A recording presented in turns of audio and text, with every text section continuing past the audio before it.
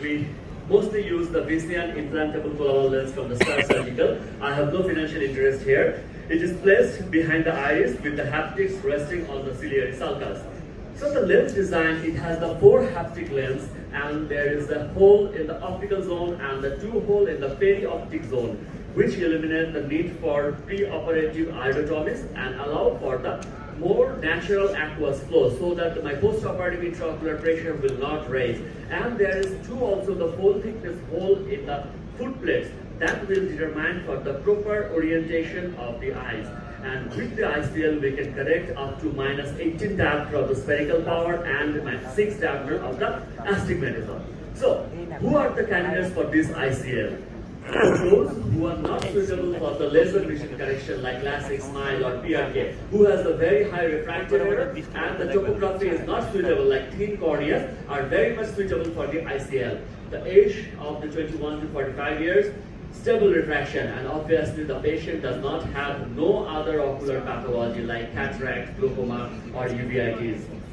And for the preoperative evaluation of the ICL are the predecessor and other refractive surgeries. We need to have the complete ophthalmological assessment. Uncorrected visual acuity, best corrected visual acuity, manifest and the cycloplegic refractions of the mask. And with the slit examination, we will examine the full eye, but we need to focus on the cornea, if there is any corneal haze or not, or the AC depth. The proper AC depth is obviously needed for placement of the ICL. And the lens, we must need to evaluate or eliminate the anterior subcapsular cataract, intraocular pressure measurement, and the angle evaluation by gonioscopy. We definitely need the open angle, but we need to exclude the pigment dispersion syndrome, because for the ICL, we must need to avoid the pigment dispersion syndrome patient, and the complete fundus examination is obviously needed.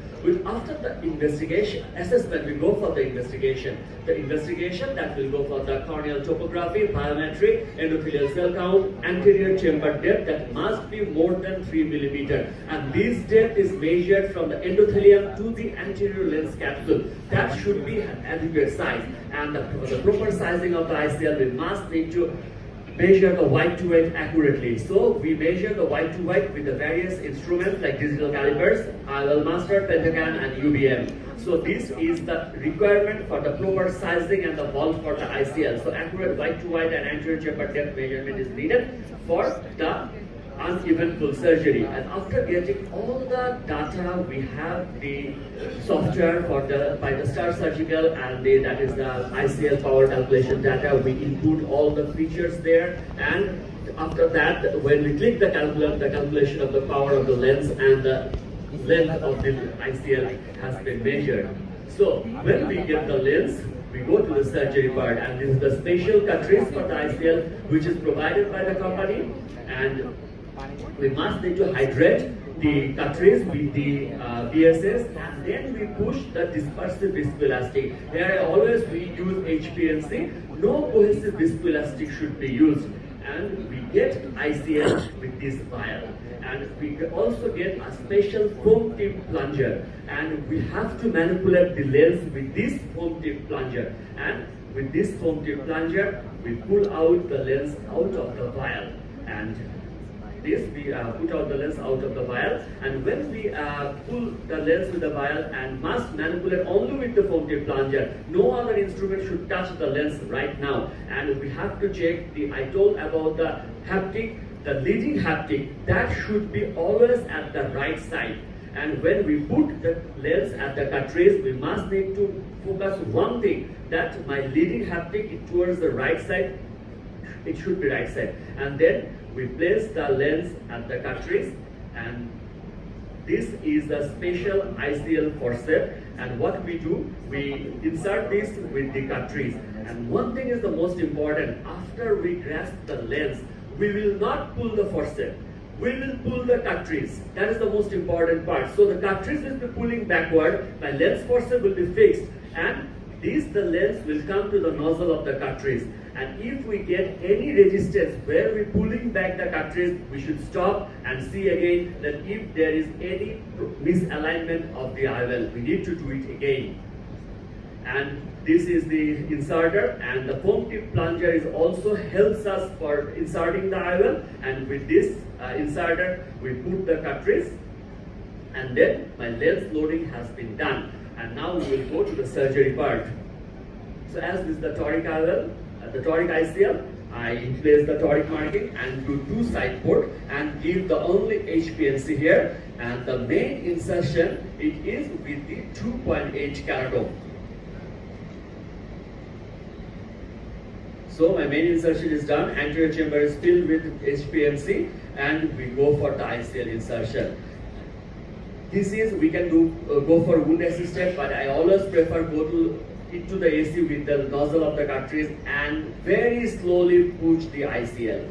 And when we push the ICL, we must need to see my right side haptic hole. The leading haptic is in the right side, and this ICL will rest on the iris. It will not go behind the iris. When I insert it, it goes and rests on the iris. And after it rests on the iris, this is an ICL manipulator. We manipulate it with the side port, and we will fix the leading haptic first. We will rest it behind the iris, and it will rest on the sulcus. So after my leading haptic has been rested and fixed, then we will go for my tailing haptic to the opposite side port. And my tailing haptic is as the same, like we will place it behind the iris and it will rest above the sulcus.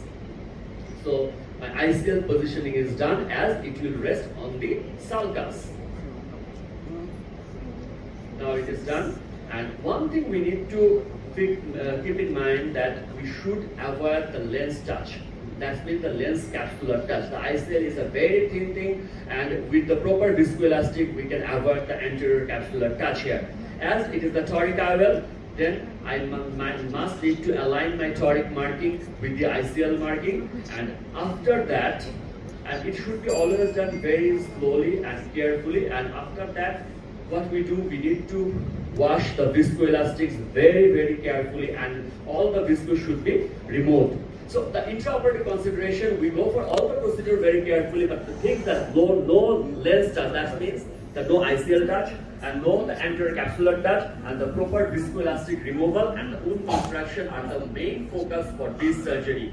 And the post-operative management, I usually give the follow-up 1 hour immediately after the surgery and next day of the surgery, and we check the cornea, the vault, intraocular pressure, and definitely the toric IOL positioning. So we are talking about the vault. So what is the vault? It is the distance between the posterior surface apex of the ICL and anterior apex of the crystalline lens. It means my ICL is away from the lens capsule.